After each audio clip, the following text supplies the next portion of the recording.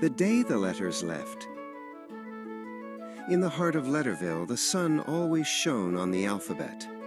Every sign was perfect, and every book was full. But one morning, Anna noticed something very strange at the market.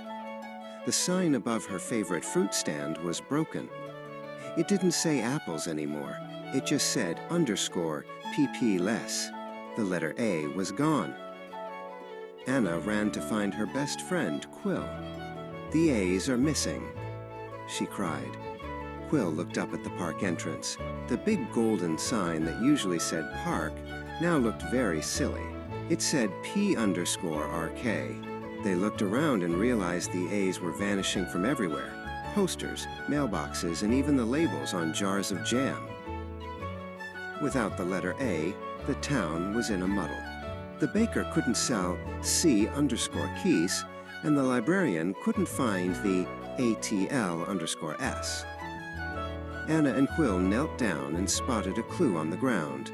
A trail of shiny black ink led away from the town square and straight toward the old, crooked clock tower on the hill.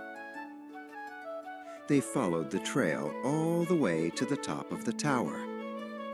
Anna took a deep breath and pushed open the heavy wooden door. Inside, the room was filled with thousands of tiny, glowing A's. They were buzzing around like golden bees, trapped inside glass jars that lined the dusty shelves.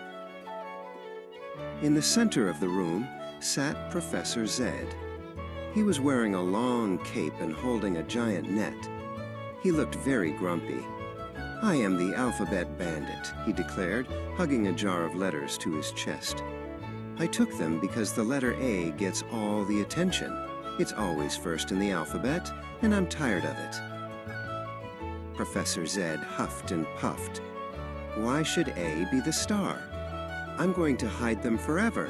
Then maybe people will finally talk about the letter Z or the letter X.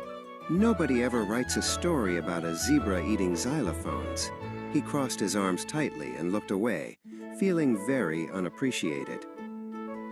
Quill stepped forward, trying to be helpful. "But Professor, we need those letters back. The town is a mess." He reached out to touch one of the jars, but Professor Zed quickly pulled it away. "No, without the A's, everything is quiet, just the way I like it," the professor insisted, holding the jar high above his head. Anna stepped closer and smiled kindly at the professor. "You're important too, Professor Zed, but the letter A makes life fun. Without it, we couldn't play baseball. We couldn't even eat a big bowl of spaghetti." She held up a picture book, showing him all the wonderful words that needed the letter A to work. Professor Zed looked at the book and then at the jars.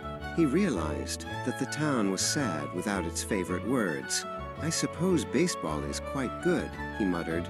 He walked to the large circular window and turned the lid of the biggest jar. With a loud pop, the letters began to tumble out into the sky.